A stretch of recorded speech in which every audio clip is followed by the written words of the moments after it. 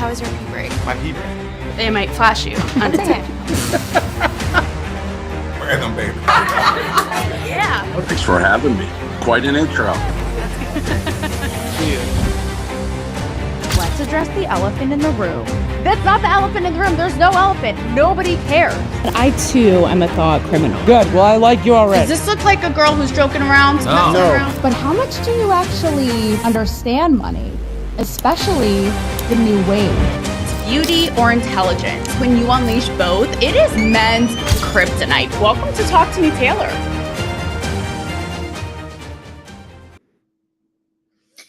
Boy, oh boy, do I have a show for you all tonight. She is a little more alive and a little less of a depressing hoe today. Guys, welcome back to Talk to Me, Taylor. All right, full disclosure, as we do here on GNN, I was going to sit this one out today. I have been feeling it. You guys know I've been struggling, wrestling with everything going on, like pulling my shit half together on these streams. And I have so many kick-ass recorded interviews that, oddly enough, are perfectly timed right now, given the ongoing debate around free speech and what happened with Charlie Kirk. One with Dr. Robert Malone and his wife, Jill, all about, censorship, free speech, autonomy in the Web3 world. He spoke at Bitcoin conference and I ran into him. If you don't know, he went viral on Joe Rogan during the pandemic. So I have that conversation. I also have one with Adam Swart, who is the CEO of the largest, basically paid protesting firm in the country, where we get into, shall I say, a friendly debate. So like I said, unbeknownst to me, it would actually be perfect timing with everything going on right now and really fascinating. So I was going to air one of those today and just sit this one out and collect some brain cells, because right now I literally have the brain capacity of a sewer rat, which my hair, honestly, I did my hair, but it kind of personifies a sewer rat. But Robert Redford died. And I thought, you know what? I got to step up to the plate. I got to step in on this convo, because I really feel, the timing is so uncanny, because we all know him as Hollywood icon, legend, stud. Oh yeah. And it's so oddly just coalesces and ties in, that's what I was trying to say, the words, to everything that's happening right now. And I thought, we're tossing around free speech, this, that, everything that's been happening. I've been saying to you guys, this has been my hill to die on. This has been my mission. But let's not just toss it around like everybody else. Like, this is Little League. Like, let's actually peel back the layers, of this onion, like it is Shrek, and do that. So it's going to be a great show for you guys. And in honor of the free speech episode, I do have my Tits Out, Brain Out shirt today. Because if you know, you know. And it's funny. And I'm just going to do a little bit of small talk here. Like, it is the tea party and I'm waiting for you all to arrive fashionably late. It is fine. Am I Alice or the Mad Hatter? I don't know. You guys all decide. But while I have small talk till some of you guys stumble in and show up, it's funny because I had a call earlier with somebody who had found me in my commentary on Charlie Kirk on Instagram, also is in media, has a multitude of big podcasts, has worked with photography, models, OnlyFans, again, podcasting, you name it. And he was like, tell me the Taylor story. What do you do? And so, I do my usual kind of like thing. Here's why I'm a really unique female voice, I think. Here's what I've done on the red carpet. And then finally, I'm just like, basically, tits out, brain out is my motto. Get it? Get it, guy. Get it. It's out right now. So I don't know. Unhinged. You tell me. But it's actually, I did this on purpose. I got the swag on purpose. And by the way, if you guys want me to reignite this merch in the store, if you want some, let me know, fellas. I can do I support the Tits Out, Brain Out for you. I don't know. You just let me know if you want me to reinstate that. But it's perfectly, it's on brand for today's episode, because this is my, boobs out, brain out, women being both sexual, feminine, a force, and also fiercely intellectual, brainy, is my idea of free speech and free expression, amongst others. So I got you, Robert Redford. Without further ado, Robert Redford passed away. And I did actually interview Robert Redford. I don't have that exciting of a story, but I will tell you that the little Charlotte's Web of this story is also like premonition so oddly tied into the cultural conversation around free speech and everything that's going on. But I interviewed him a handful of years ago in LA when they did what was called at the time roundtables. It would be the talent and I don't know, like 5 to 8 journalists. And we all sat around a table and interviewed them. So I don't have anything monumental about Robert Redford other than, I don't know, he was like in his 80s. So he was still Fox and he a Fox. And fine, he's still hot. Robert Redford, I'm going to show you guys today. He was like, you may not know because he was such an iconic actor. Butch Cassidy and the Sundance Kid, All the President's Men, by the way, about Watergate, very political. So many iconic movies. But he was like biceps out, balls out, and brain out too. Like best of both. Oh my God, Robert Redford. Like iconic Hollywood. I'm saying it's like Clint Eastwood. Tom Brady's not Hollywood per se, but it's like in Robert Redford. It's like, baby, the trifecta. But a little tease for you. So the reason I interviewed him is when he did Pete's Dragon, which was the Disney reimagining of that movie. If you don't know, I don't even know. Pete's Dragon, not Puff the Magic Dragon. Okay, this isn't a Greg Fokker moment.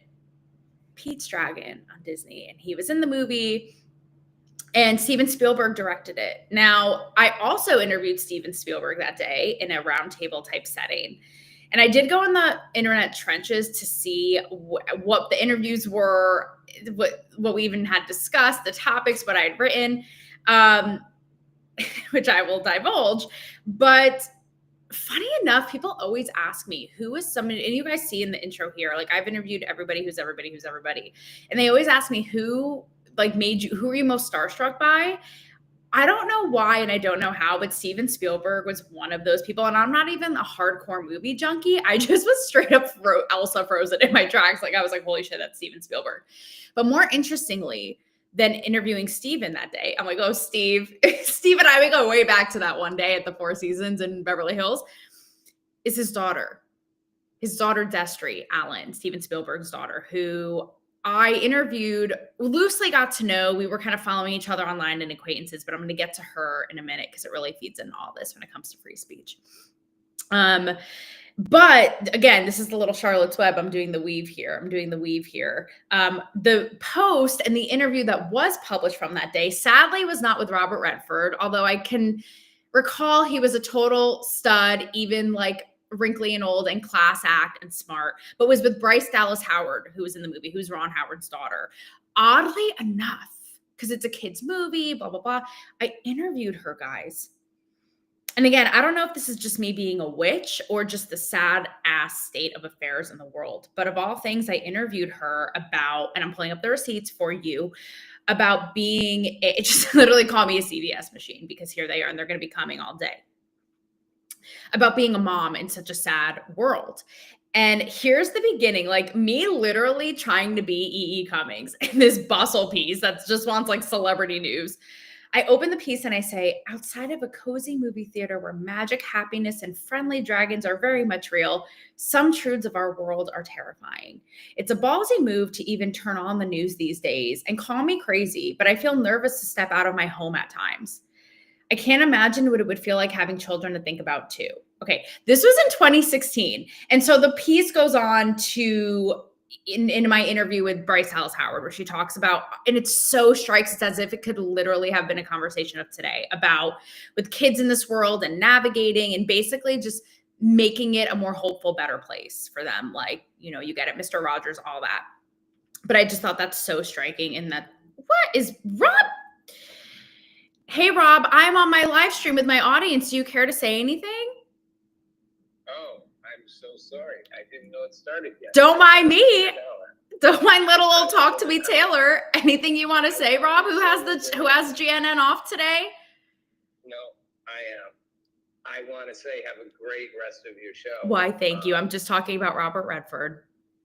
Okay, well, I will catch up with you after, say hi to your audience. She's the best. That's what I like. And I didn't even pay him to say that. Okay, bye, Rob. We'll see you tomorrow on GNN. Oh, and he hung up. All right. So Robert Redford himself. So what's so fascinating, and I can't lie. I was today years old when I found out this information, that Robert Redford was such a fierce advocate for free expression and for storytelling and for creativity that he created the Sundance Institute, which therein created the Sundance Film Festival, which is the epitome and completely synonymous with independent film.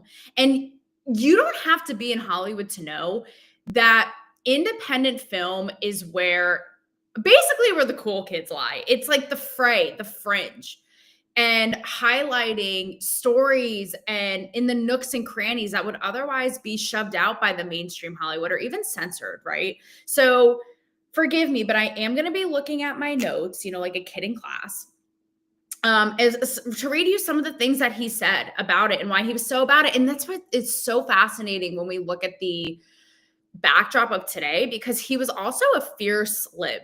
He was a fierce liberal, okay? Because again, this is like what liberals are supposed to be about, and y'all are just losing the plot that is a Robert Redford film on or off screen. So here are some things he said about creating the vision behind Sundance. It's an extension of something I believed in, which is creating a mechanism for new voices to have a place to develop and be heard. I saw stories out there that weren't having a chance to be told. I wanted to commit my energies to those people to have a chance. Independent film was about giving voice to people who didn't have a chance. Protecting, this is really interesting. It's almost like an endangered species, like a darn near bald eagle. That is Robert Redford. He said, helping independent film was about giving a voice to people who didn't have a chance. The same way protecting the environment was promoting something that was under the, oh shit, my thing is covered here. Drawn to protect what was in danger of being lost to keep it alive. But that's powerful, right? Like free thought, free expression, fringe stories, underrepresented voices, not in the lame representation way now, like what it was then, which was sheer cutting edge and cool and provocative. This one I have highlighted. He said, we believe a story driven by an individual authentic voice can awaken new ideas that have the power to delight and entertain, push creative boundaries, spark new levels of empathy and understanding, and even lead to social change.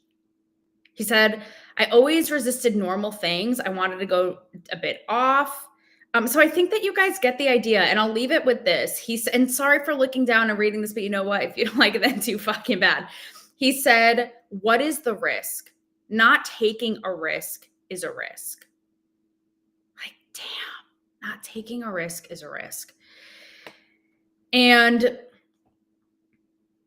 I just feel like this holds up a sad ass, broken Snow White mirror on the wall to what Hollywood has become. Because in my mind, this is what free expression, what liberals, if you want, I don't care, were supposed to be about. Not the forced quotas and lip service, virtue signaling, cosplaying we see left, right, and sideways now. It's like, this is the real, like, I'm going to put myself out on a limb and create goddamn Sundance, which is iconic, to highlight voices that, again, would otherwise be shut out or censored. So a moment for you, Robert Redford, and my nipples are even a little hard. I'm sorry if it's too soon. I'm sorry if it's inappropriate. David Goxstein, you knew what you were getting bringing me on your network.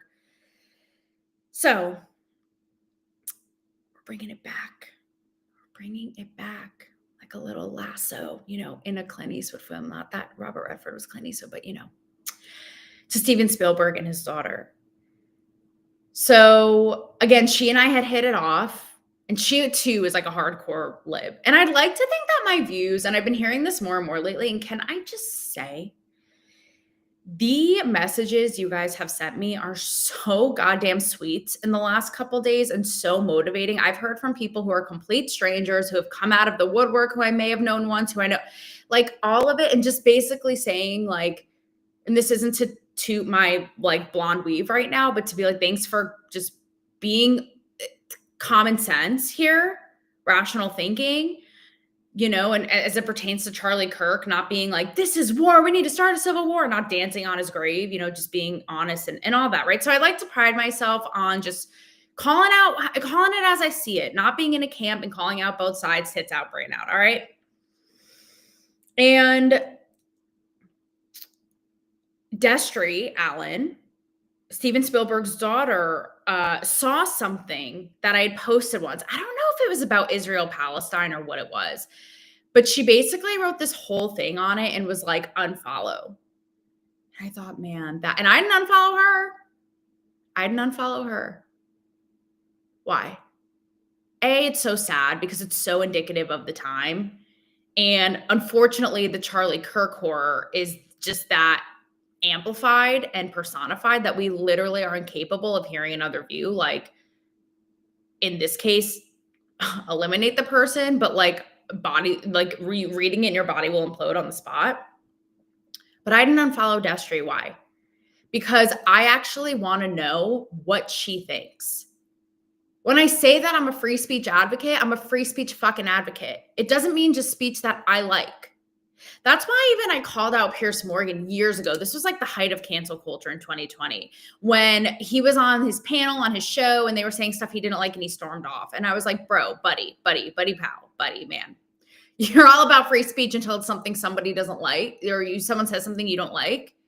No, it doesn't go like that. And that right there, my friends, is the predicament that we are in right now.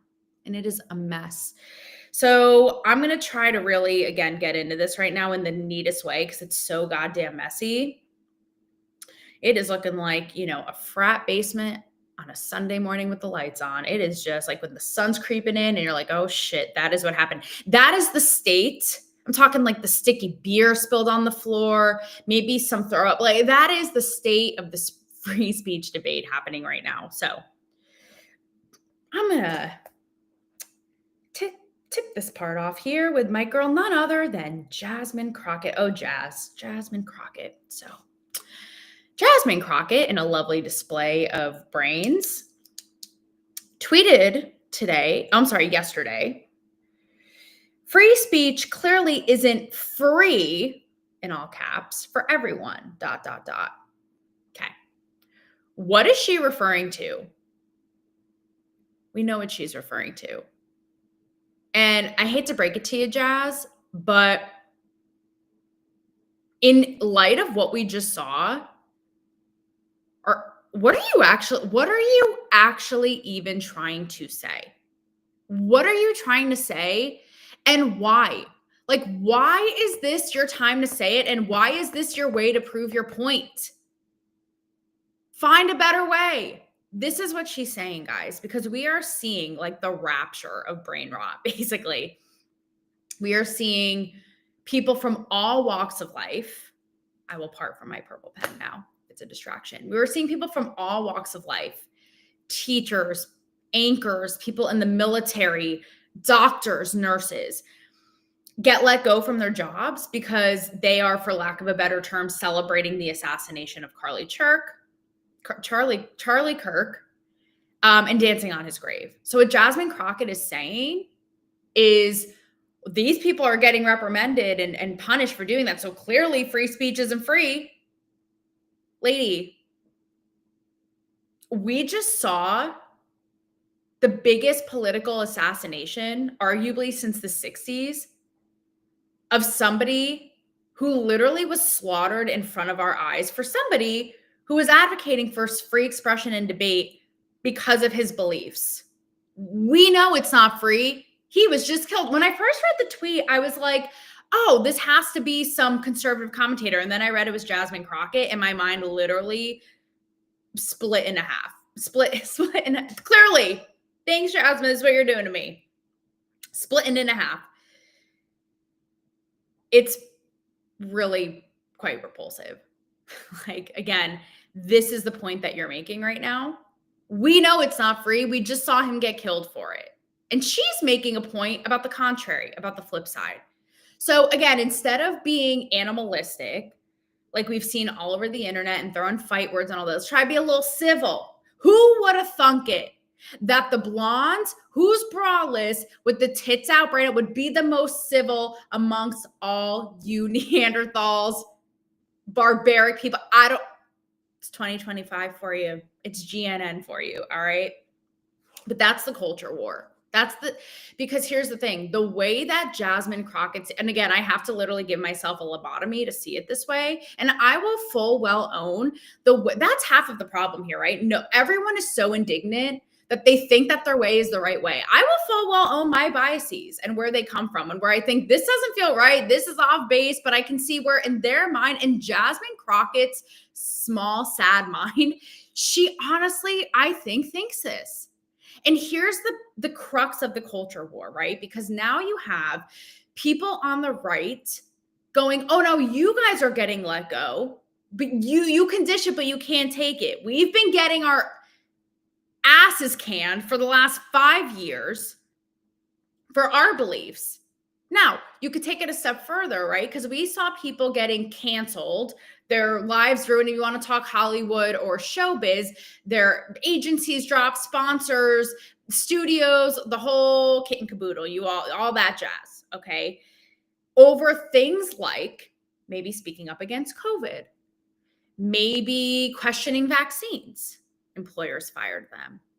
Maybe it was from harmless jokes and tweets from eons ago, before Twitter even existed. It was like scribbles from the cavemen. Maybe it was for something like, I don't know, I saw companies and entities and people destroyed merely for not posting a black square during BLM. Even down to literally, I'm sure at some point, misgendering a pencil. Okay, that's how crazy. Now, again, I can own my biases. I'm weighing it against each other. And I'm going, in my mind, that's all fair. All of those things are fair to question, to bring up. Is that Warren getting fired? And I remember at the time going, this is ridiculous. Like, again, advocating for free speech, but you have to remember it's all subjective. And this is where this shit is a slippery slope, like the ski slope that Gwyneth Paltrow never fucking saw. Because it is all subjective. So I can sit here and go, I think that that's absurd. But those employers or those people, either if it's, again, virtue signaling, or if they deep in their heart believed, I don't want this person working for me who's questioning vaccines. I think vaccines are the Holy Bible and our salvation, and they can't question it. Fine. And that's the thing with all of this too, is now that I'm kind of on the other side of it, because at the time, again, I was like, this is crazy. You're firing people for their beliefs. But again, I know I'm repeating myself, but it's because they think that. It's because they think that warranted getting fired. Now I'm going, I'm an entrepreneur. I'm running this media platform, one woman show, if you want to call it. And I've had people on my team, come and go, whatever it is. And now I'm seeing this and I'm going, if you're an employer, you damn well bet your bottom dollar fanny that you can decide who works for you. You have every right. You are full well capable of letting anybody go. And I'm sorry, if I'm an employer, even if it's my platform and I see an intern, a creative director, whatever it is, pulling this barbaric shit, even with a Charlie Kirk, something so inhumane and brutal, I'm going to be like, sweetie, it was nice knowing you. Don't let the door hit you on the way out. Send me a postcard. It's been real. That's my choice. So that's where this is real ass, again, dicey.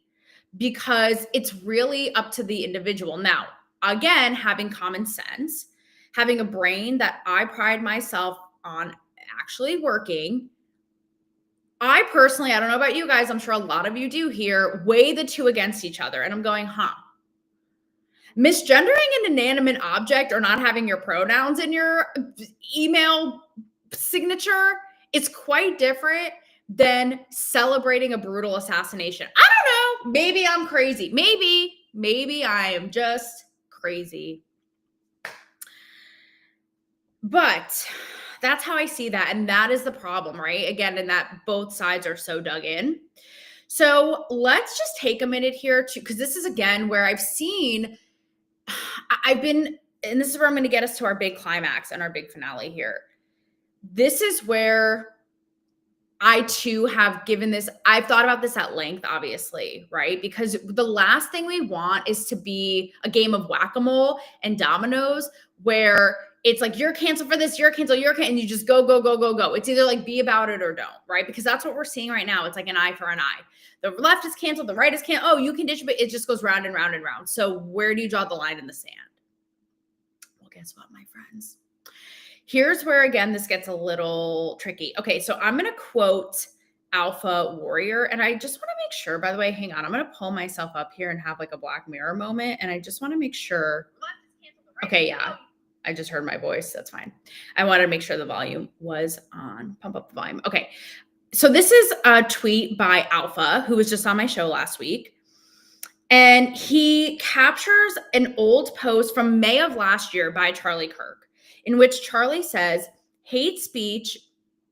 Yeah, now we're going hate speech territory, okay? And Pam Bondi talked about hate speech. I think it was today or yesterday. So now people are questioning that, understandably, because again, with all of this, basically bottom line is like, where do you draw the line? Okay. So in Charlie's tweet, he says, hate speech does not exist legally in America. There's ugly speech, there's gross speech, there's evil speech. And all of it is protected by the First Amendment. Keep America free. You gotta admit, love him or hate him, the guy was consistent and he was committed. And I feel the same way. Like, I want to see all of it. You know what I saw today, guys? I saw a comedy sketch, and I'm sure you'll see it at some point. I think I just caught it at the very beginning of its virality and circulation, of a liberal comedian, female, mocking Erica Kirk's eulogy for Charlie Kirk. And obviously I was just completely repulsed, my stomach turning. And I think I wrote something on it. Like, this is just like, I don't even remember what I wrote. Something of like, there is no shred of humanity in that. Like, literally, this is a new low. But you know what? Do I think that she should have her account shut down? That she should be silenced? No, in fact, I'm glad I saw it. Fucking glad I saw it, because I'm like, this is how people think. It's real. I don't need earmuffs. I don't need to be shielded. I want to know. And I have to say, I really applaud people, even if I deeply disagree with them, who've said the same thing. A couple examples. Nico House, he's so progressive that he thinks Bernie and AOC are like frauds, okay? And he and I would almost disagree on like Israel, even Charlie Kirk, we couldn't be further apart. And when I had him on my show, and you could see the little snippets in my show intro, he said, I want to know if it's out there. I want to know if you're a Nazi. I want to know if you're a fascist, a real fascist, not this shit that they peddle. I want to know that it's out there. That's exactly how I feel. Like, I would rather know. I don't need to be shielded. What is this?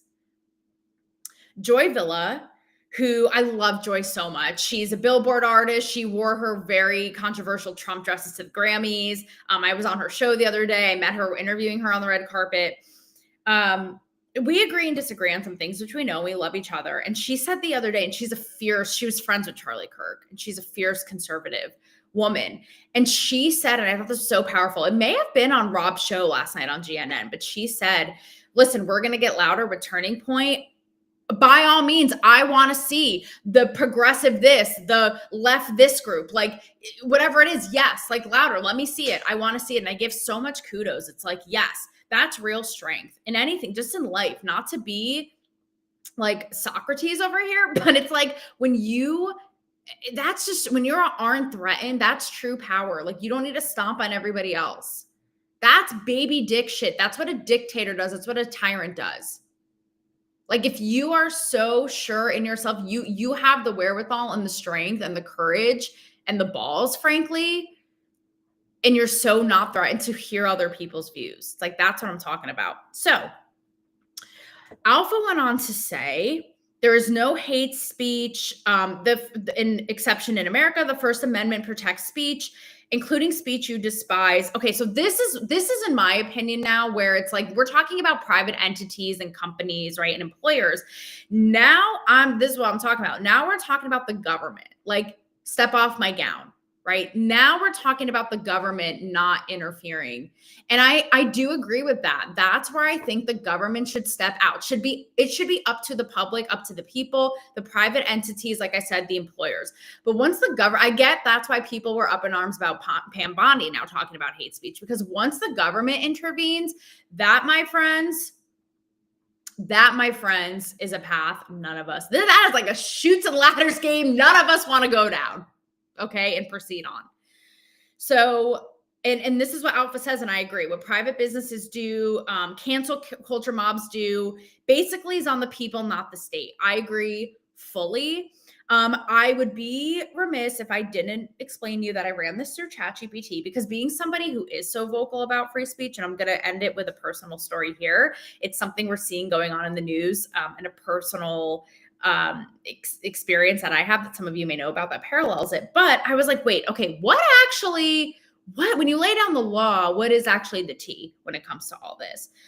And it said that exceptions to free speech, when there could be government intervention or law intervention, is incitement to imminent lawless action, causing immediate violence, true threats, committing violence against someone, harassment, targeted, repeated, severe conduct, obscenity, defamation, fighting words. So, and I know a lot of you guys too in the space are you guys are Web3 warriors, and that is it for my show and tell presentation, by the way, so I can put my phone device away. And this is going to be a conversation that goes into Web3, because let me tell you, I'm working with a lot of emerging Web3 companies who pride themselves, as they should, on not having you by the balls and in a chokehold, like an algorithmic prison that is YouTube or Instagram, whatever. But they're also going, okay, is it just the Wild West? Like, where do you draw the line? The line is the law. The line is the law. Child porn, whatever it is, this kind of stuff, right? So at the end of the day, again, Jasmine Crockett, Steven Spielberg's daughter, who unfollowed me. You'll be back though. We can all have our 2 cents and our input, but at the end of the day, the law is the law. The law is the law, baby. All right. Lastly, with all of this, when it comes to free speech. So this is crazy. Now, like I said, we do have all of these people getting let go because they're outwardly celebrating execution and murder. Something to maybe do a little self-reevaluating. I don't know, but again, what do I know? This woman perhaps was the first, guys, who actually may have been punished the other way around for giving a tribute to Charlie Kirk. So her name is Benny Ray. Oh shit, I can't even read my Dr. Scribble handwriting, whatever. Benny Ray Harney, I don't know. She was an Illinois news anchor and of an affiliate, a big news affiliate. I don't know which one it was. And she put out a really beautiful, heartfelt tribute to Charlie Kirk. Now, this is pretty much like standard procedure. If somebody, say it's like a Robert Redford, a sports icon, a business tycoon, I don't know, a Steve Jobs, like anybody, this is pretty kosher for them to be like, guys, like we just want to remember so-and-so who was so significant in our culture, right? Pretty standard. So this girl does a very, very heartfelt, she tears up and she actually says, for anybody who's hurting right now, just how dark the world is. And she goes on to say, Charlie Kirk was actually a mentor of hers and one of her first employers, and was the reason she pursued a career as an anchor and doing what she did as a journalist. And they suspended her. Again, nothing even about the conservative this or gay that or abortion that. Just like, if you are hurting, I get it. I am too. He's the reason I'm here right now. Okay, show and tell, like very basic. And she was suspended. So out of that, she ended up resigning. And she basically said, it's not worth it. It's not worth it to keep my job because I have to stand by principle and my values. So again, regardless of where you sit, you can't knock the girl for being about it. Well, guess who else was in a similar predicament? Your girl here. And that's how we're going to end the show today. So I would say 10-ish years ago. Oh, John Legend, what's up? Oh my God. Actually, this is bizarre because John Legend just popped in the chat. And this last story I'm going to tell you, the finale, the conclusion is about real John Legend's real life wife, Chrissy Teigen. So almost a decade ago, I was a writer at VH1. And I wrote a piece, an op-ed, that was calling out Chrissy Teigen for being a big cyber bully and being hypocritical, for saying she was bullied and bullying just faceless random people on the internet. So what happened, y'all? Similarly to Benny Ray here in Illinois. And again, it wasn't the same dynamic because she was giving a shout out to Charlie Kirk, who was her mentor and employer and advocate. Chrissy Teigen and I did not have such a dynamic, right? But she caught wind of it. She didn't like it. She started tweeting at me at VH1. And rumor on the street is, rumor has it that she called VH1 to have me fired. And so similarly with this news outlet, you know, VH1 was trying to save face. They wanted to shut my voice out and down and up. You get it. Shut my voice out, shut my voice down, and shut my voice up. Yeah, it all makes sense. All of the adjectives. And same thing. They had put me on suspension, and I felt that I'd become such an scapegoat. I was like, first of all, this had to get vetted. I have all the receipts. I have the Slack DMs. My editor helped pick the headline, all this. And it wasn't even antagonizing her. It was just, again, similarly to what I do now. Consistency queen. Consistency is, I hate calling myself queen. That was so tacky. Consistency is key. That's what I meant to say.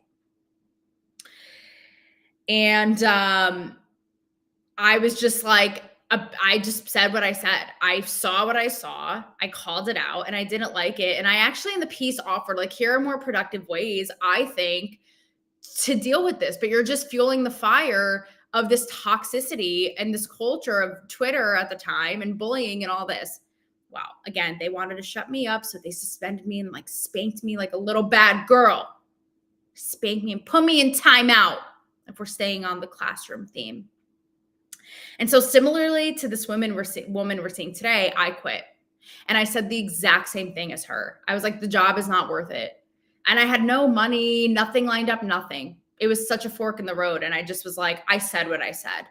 And I stand by my principle. I think what I called out wasn't okay. And if VH1, if you're that cowardly, roll with or roll out. Like, I'm out. And everybody at the time, and I'm sure this girl too, everybody was like, keep your head down, just delete the tweets, da da da da. And I was like, no, bitch. What part of it did I stutter? I said what I said. And if we're getting deep, I wrote it too, because bullying, just the whole thing, it has this really special place in my heart. I was bullied in high school and younger and all this. So I just was like, it's not okay, period, across the board. Well, as fate would have it, and I swear this all brings us back to the beginning. A few years later, her cyberbullying scandal would come to light. And it all was basically surfaced, how she told Courtney Stodden, who was a reality star, to literally kill herself, other people, you know, this, that. So I wrote an op-ed in USA Today. You can look it up. And it's so was ahead of exactly what we are seeing now. Because A, I was like, okay, I was ahead of this. I called it.